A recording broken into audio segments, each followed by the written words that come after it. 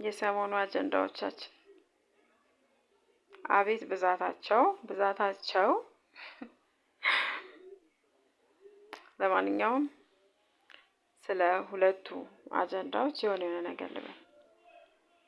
የመጀመሪያው የፊት ፕሮዳክት ነው፣ የፊት ክሬም ፕሮዳክት ነውና በብዛት አረብ ሀገር ያላችሁ እህቶቼ የፊት ፕሮዳክት እባካችሁ በራሳችሁ ገዝታችሁ አትጠቀሙ። በቃ ምንም ነገር አያስፈልግም።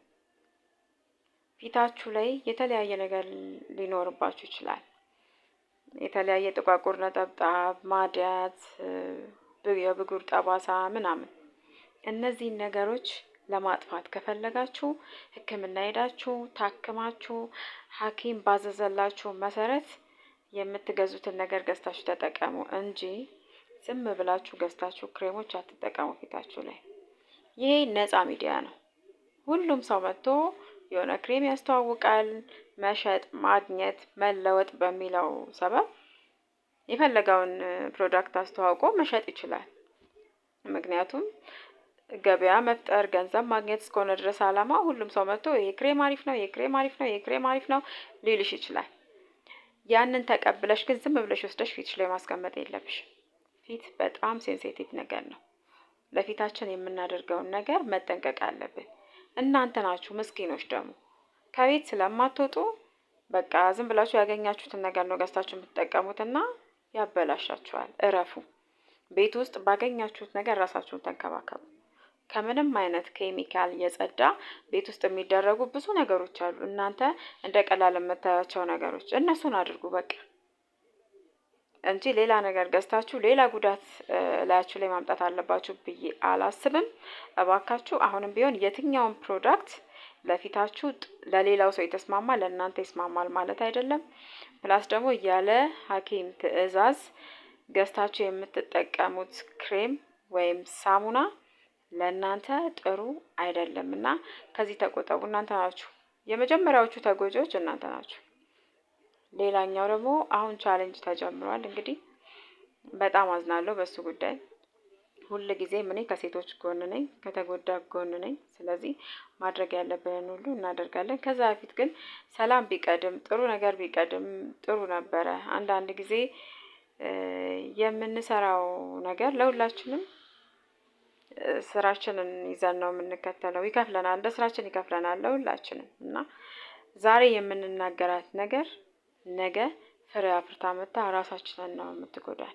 ራሳችንን ሁሉም ሰው የዘራውን ነው የሚያጭደው እና አጉል ጀግና ነኝ ባንል ነገ እኛ ምንም እንደማይደርስብን ሆነን ባንታበይ፣ እልህኞች ባንሆን፣ ሚዲያ ነው እና የፈለግነውን መናገር እንችላለን ብለን ብዙ ባንልና ሰዎች ባናስቀይም እላለሁኝ።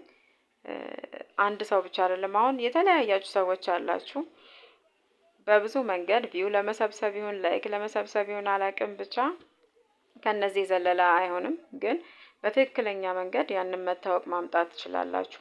በትክክለኛው ነገር፣ በመልካም ነገር፣ በጥሩ ነገር ሞክራችሁ ራሳችሁን ማሳወቅና ለኑሯችሁ የሚያስፈልጋችሁን ነገር ማድረግ ትችላላችሁ እንጂ የሆነን ሰው ጥላችሁ፣ የሆነን ሰው አዋርዳችሁ፣ የሆነን ሰው ተሳድባችሁ የምታመጡት ነገር ዛሬ ላይ የጠቀማችሁ ይመስላችኋል። ነገ ግን እንደዚህ አይነት የማትወጡበት ነገር ውስጥ ትገባላችሁና እንደዚህ አይነት አሁንም ከታቸው የምትነሱ ሰዎች ስላላችሁ ብታርፉ ጥሩ ነው እላለሁ። መጨረሻው ምንም ያው ከዚህ ከምታዩት የዘለ ነገር አይሆንም። መጨረሻው መዋረድ ነው። መጨረሻው በሰዎች መጠላት ነው። መጨረሻው ስራን ማጣት ነው።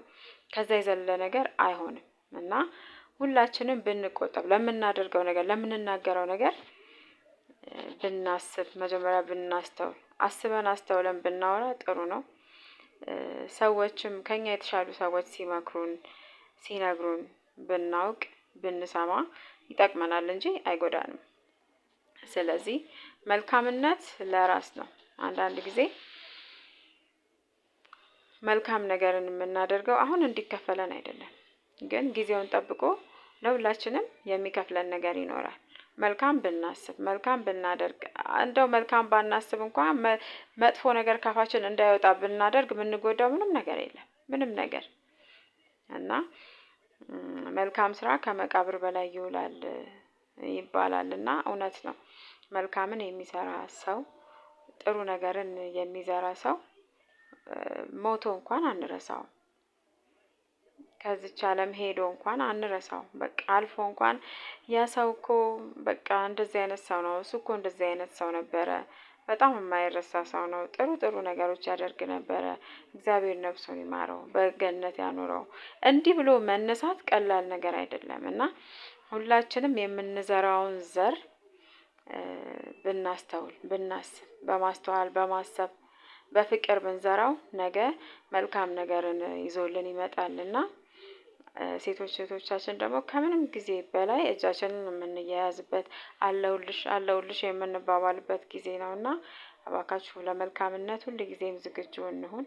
መልካም ሆነን ለራሳችን ጥሩ መጥፎ ነገር ሳይወጣን መኖር ራሱ መልካምነት ነው። አሁን በዚህ ጊዜ መጥፎ ክፉ ሳይናገሩ መኖር ራሱ መልካምነት ነው። በቃ የራሳችሁን ይዛችሁ በራሳችሁ መንገድ እየሄዳችሁ ማንንም ሳትነኩ መኖር ራሱ በጣም ትልቅ ነገር ነው፣ መልካምነት ነው። በቃ የግድ ወጣችሁ ከሌ እንዲህ እንዲህ ማለት የማይጠበቅባችሁ፣ ግን ክፉም አትበሉ። በቃ ክፉም ደግም አለማለት ራሱ ዝም ብሎ በሰላም የራስን ህይወት መኖር ራሱ ቀላል ነገር አይደለምና ሁላችንንም ከእንደዚህ አይነት ከክፉ ነገር ይጠብቀን። አውቀንም ይሁን ሳናውቅ ክፉ ነገር ከመናገር፣ በሰዎች እንድንጠላ ከሚያደርገን፣ መጥፎ አይነት ስም ከሚሰጠን ነገር እግዚአብሔር ይጠብቀን። ከሁሉም ነገር በላይ አንድ መሆን፣ በሁሉም ነገር አብሮ መሆን መልካም ነው። እውነተኛነትን መያዝ ጥሩ ነው እና ለዛሬ በቃኛል። አመሰግናለሁ። ሰላም አሉ።